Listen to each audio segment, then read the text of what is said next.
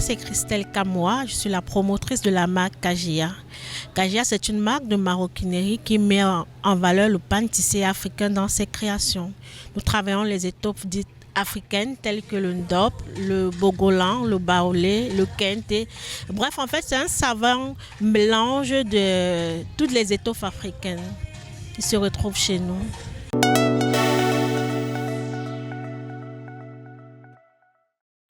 Pour la petite histoire, j'ai pas fait de formation en couture ou stylisme ou quoi que ce soit, donc c'est venu tout naturellement.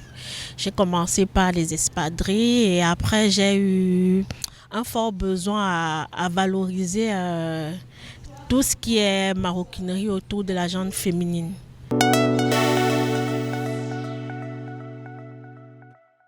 Le déclic, en fait, c'est déjà parce que je voulais travailler à mon propre compte, mais je ne savais pas dans quoi.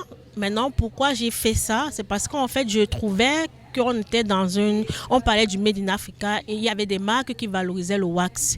Et moi, j'estimais que pour faire dans la maroquinerie et mettre le wax, c'est pas africain. Donc du coup, je me suis dit, pourquoi ne pas valoriser nos étoffes et créer de l'emploi et perpétuer le savoir-faire ancestral, raison pour laquelle je me suis lancée dans la maroquinerie et en incluant le pan tissé dans mes créations.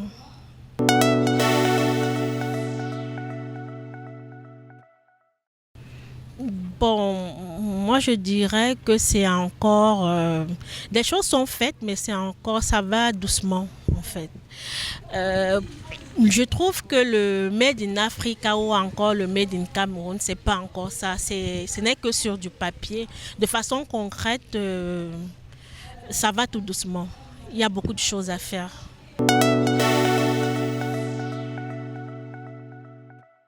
La première difficulté, c'est l'accès à la matière première.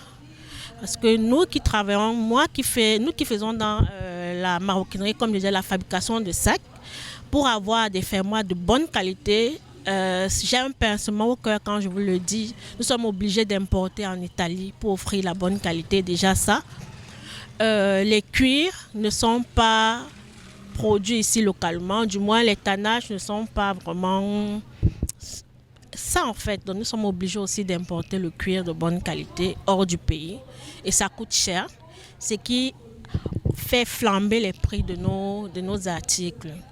Et comme nous utilisons aussi les tissus locaux, c'est tout ce qui est fait main et en quantité limitée. Donc du coup, nous ne pouvons pas produire, on va dire 15 ou 20 pièces avec le même tissu, même s'il y a la demande. Donc c'est un peu ça.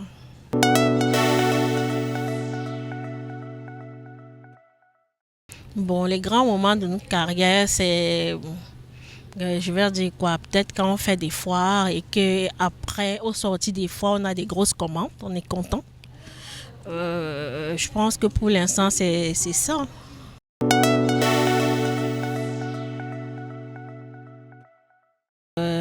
Projet à court et à moyen terme. Déjà à court terme, nous voulons nous retrouver déjà dans les grandes villes au Cameroun, notamment. Nous avons déjà une boutique à Douala, à Bonamoussadi. Nous aimerons ouvrir plusieurs, par exemple une à Bonapriso et aussi à Yaoundé parce que nous avons une bonne demande aussi. Nous aimerons aussi d'ici 10 ans nous retrouver aussi à l'extérieur, avoir des points hors du pays.